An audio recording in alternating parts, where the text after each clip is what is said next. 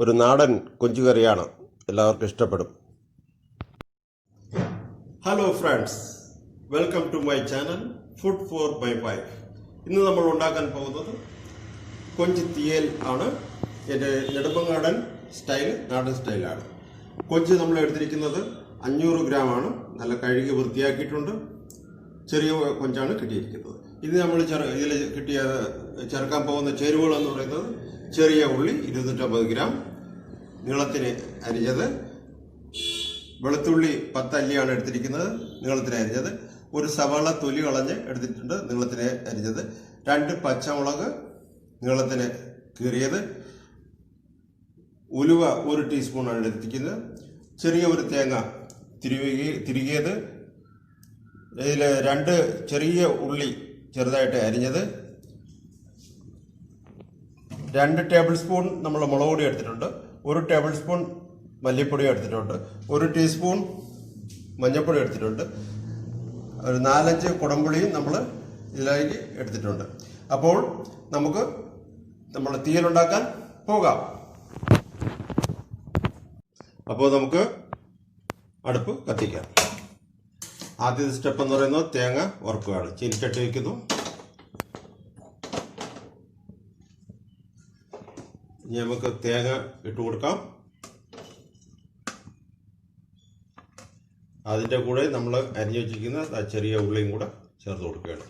ഇത് നല്ലതുപോലെ ചെറിയ ഫ്ലെയിമിൽ നമ്മൾ മൂപ്പിച്ച് എടുക്കുക.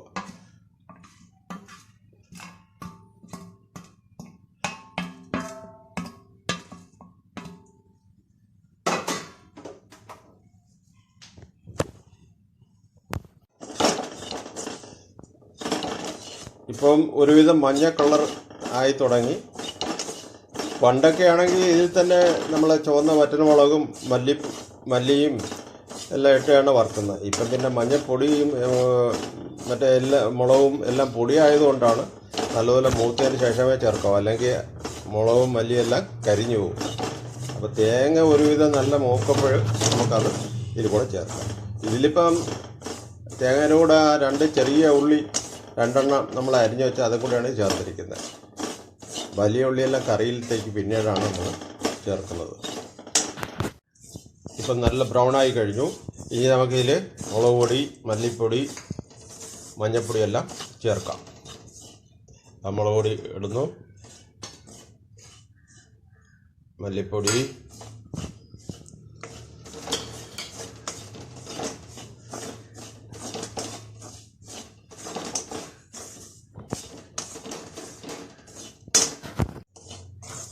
നല്ലപോലെ മൂത്ത് കഴിഞ്ഞു.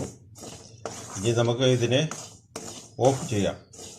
ഓഫ് ചെയ്തതിന് ശേഷം പിന്നെ നമുക്ക് കൊഞ്ച് എങ്ങനെയാണ് പ്രിപ്പറേഷൻ ചെയ്യുന്നതെന്ന് അതിലേക്ക് നോക്കാം. അപ്പോൾ നമുക്ക് ഇനി അടുപ്പ് കത്തിക്കാം. അത് ചീനിച്ചട്ടി വെച്ച് കൊടുക്കാം. ആവശ്യമായ എണ്ണ നിങ്ങളുടെ ഇഷ്ടാനുസരണം എടുക്കാം. നമ്മൾ കുറച്ചേ ഒഴിക്കുന്നുള്ളൂ. വെളിച്ചെണ്ണയാണ് ഒഴിച്ചത്.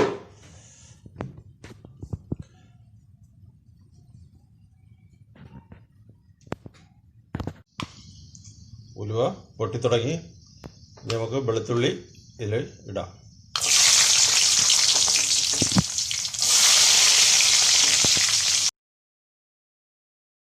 ചെറിയ ഉള്ളി,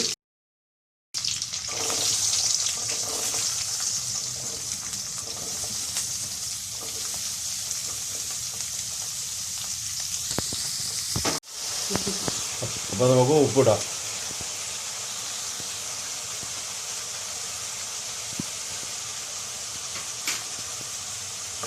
അതുകൂടെ ഇളക്കി കൊടുക്കാം.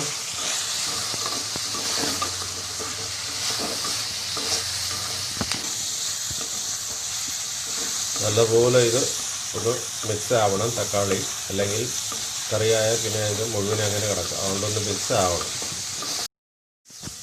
മഞ്ഞൾപ്പൊടി ഒന്ന് മൂത്ത് വന്നിട്ടുണ്ട്. ഇനി നമുക്കിതിൽ കൊഞ്ച് ചേർക്കാം.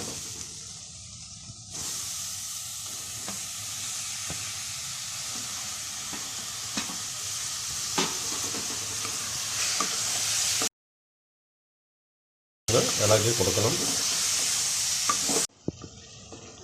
ഒരുവിധം മിക്സായി കഴിഞ്ഞു വെള്ളം ഒഴിച്ചു കൊടുക്കുന്നത്. ചെറുതായിട്ട് ഇത് തിളയ്ക്കാൻ തുടങ്ങിക്കഴിഞ്ഞു. ഇനി നമുക്ക് കുടംപുളി ചേർത്ത് കൊടുക്കാം.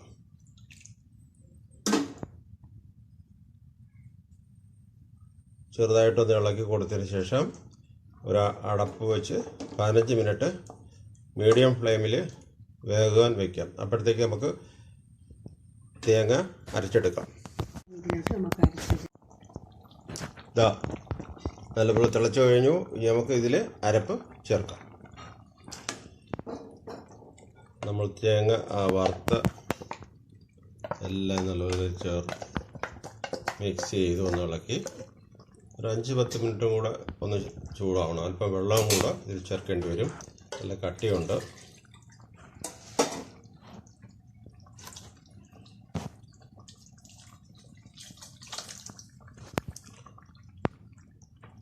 ഞങ്ങൾക്ക് നല്ലതുപോലെ ഒന്ന് ഇളക്കി കൊടുക്കാം.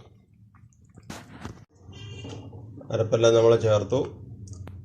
ആ മിക്സിയുടെ ജാറിൽ ഇരുന്ന് അതെല്ലാം ഒരു സ്വല്പം വെള്ളം ഒഴിച്ച് കഴുകി എടുത്ത് അതും ഇതിൽ ചേർത്തിട്ടുണ്ട്.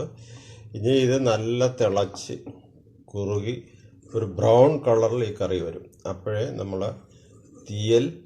കൊഞ്ച് തീയൽ റെഡിയാവുകയുള്ളൂ. ഇനി അരപ്പെല്ലാം നല്ല പിടിച്ച് വരണം. അപ്പം നമുക്ക് ഒരു അടപ്പെടുത്ത് 15 മിനിറ്റ് ആയി കഴിഞ്ഞു. ഇനി നമുക്ക് തുറന്നു നോക്കാം. കണ്ടോ, നല്ല വറ്റി ബ്രൗൺ കളറിലായി. നമ്മൾ തീയൽ റെഡിയായി കഴിഞ്ഞു. ഇനി നമുക്കൊരു ബൗളിലേക്ക് ഇതിനെ മാറ്റാം.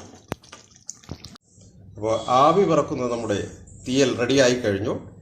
ഇതെൻ്റെ നാട്ടിലെ രീതിയിലാണ് ഞാൻ ഉണ്ടാക്കിയിരിക്കുന്നത്. നിങ്ങൾക്ക് ഇഷ്ടപ്പെടുമെന്ന് ഞാൻ വിചാരിക്കുന്നു. ഇനി നമുക്ക് ഇതിൻ്റെ മുകളിൽ അല്പം മല്ലിയിലിട്ട് ഗാർണിഷ് ചെയ്യാം. അപ്പോൾ എല്ലാവർക്കും എൻ്റെ കൊഞ്ചുകറി ഇഷ്ടപ്പെട്ടാൽ നിങ്ങൾ വീടുകളിൽ ഉണ്ടാക്കുക. നിങ്ങളുടെ സുഹൃത്തുക്കൾക്ക് ഷെയർ ചെയ്യുക, സബ്സ്ക്രൈബ് ചെയ്യുക, എൻ്റെ ചാനലിനെ സപ്പോർട്ട് ചെയ്യുക. Thank you.